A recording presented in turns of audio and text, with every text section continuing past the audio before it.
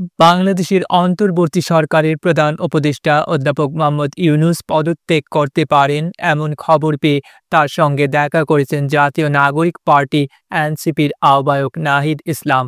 বৃহস্পতিবার ২২ মে সন্ধ্যায় প্রধান উপদেষ্টার বাসভবন রাষ্ট্রীয় অতিথি ভবন যমুনায় গিয়ে তার সঙ্গে সাক্ষাৎ করেন নাহিদ ইসলাম। বিবিসি বাংলাকে এ তথ্য নিশ্চিত করেছেন নাহিদ ইসলাম। তিনি বলেন, দেশের চলমান পরিস্থিতি স্যারের তো পদত্যাগের একটা খবর আমরা আজকে সকাল থেকে শুনছি, তো এই বিষয় নিয়ে আলোচনা করতে স্যারের সাথে দেখা করতে গেছিলাম।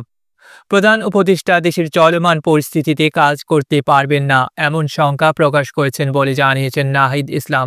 তিনি বিবিসি বাংলাকে বলেন, স্যার বলছেন, আমি যদি কাজ করতে না পারি, যে জায়গা থেকে তোমরা আমাকে আনছিলা একটা গণ অভ্যুত্থানের পর দেশের পরিবর্তন সংস্কার, কিন্তু যেই পরিস্থিতি, যেভাবে আন্দোলন বা যেভাবে আমাকে জিম্মি করা হচ্ছে, আমি তো এভাবে কাজ করতে পারবো না। তো রাজনৈতিক দলগুলো তোমরা সবাই একটা জায়গায় কমন জায়গায় না পৌঁছাতে পারো। প্রধান উপদেষ্টাকে পদত্যাগের মতো সিদ্ধান্ত না নিতে আহ্বান জানিয়েছেন জুলাইয়ে গণ অভ্যুত্থানের পর নতুন গঠিত দল এনসিপির নেতা নাহিদ ইসলাম।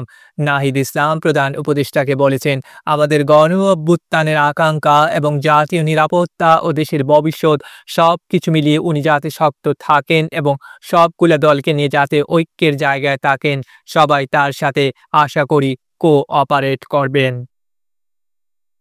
প্রধান উপদেষ্টা পদত্যাগের বিষয়টি বিবেচনা করছেন বলে জানান নাহিদ ইসলাম। বিবিসি বাংলাকে তিনি বলেন, হ্যাঁ, যদি কাজ করতে না পারেন থাকবেন থেকে কী লাভ।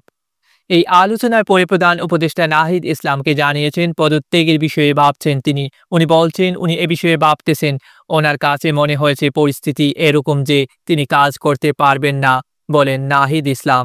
পদত্যাগের বিষয়ে প্রধান উপদেষ্টার এখনকার মনোভাবের বিষয়ে নাহিদ ইসলাম বলেন, এখন উনি যদি রাজনৈতিক দল তার পদত্যাগ চায়, সেই আস্থার জায়গা আশ্বাসের জায়গা না পাইলে উনি থাকবেন কেন। প্রসঙ্গত বৃহস্পতিবারই অন্তর্বর্তী সরকারের দুজন উপদেষ্টা এবং জাতীয় নিরাপত্তা উপদেষ্টার পদত্যাগ বা অব্যাহতি চেয়েছে বিএনপি। ঢাকা দক্ষিণ সিটি কর্পোরেশনের মেয়র হিসেবে বিএনপি নেতা ইশরাক হোসেনকে শপথ পড়ানোর চলমান আন্দোলন থেকে দুই উপদেষ্টা মাহফুজ আলম ও আসিফ মাহমুদ সজীব ভুঁইয়ার পদত্যাগ দাবি করা হয়েছে। পরে এক সংবাদ সম্মেলন থেকে বিএনপি এই দুই উপদেষ্টা সহ জাতীয় নিরাপত্তা উপদেষ্টা খলিলুর রহমানেরও অব্যাহতি দাবি করেছে। এদিকে বিএনপির এই দাবির পাল্টা প্রতিক্রিয়ায় অন্তর্বর্তী সরকারের তিনজন উপদেষ্টাকে বিএনপির মুখপাত্র হিসেবে আখ্যায়িত করে পদত্যাগে বাধ্য করার হুঁশিয়ারি দিয়েছেন এনসিপির শীর্ষস্থানীয় একজন নেতা। তবে তার সংস্কার সুপারিশ বাস্তবায়ন না হলে এই তিনজন হলেন আইন উপদেষ্টা অধ্যাপক আসিফ নজরুল, অর্থ উপদেষ্টা সালেহ উদ্দিন আহমেদ এবং পরিকল্পনা উপদেষ্টা ওয়াহিদ উদ্দিন মাহমুদ। এরই মধ্যে বৃহস্পতিবার তথ্য উপদেষ্টা মাহফুজ আলম এক ফেসবুক পোস্টে আগের যে কোনো বিভাজনমূলক বক্তব্য ও শব্দচয়নের কারণে দুঃখ প্রকাশ করেছেন। ডেস্ক রিপোর্ট, আধুনিক কাগজ।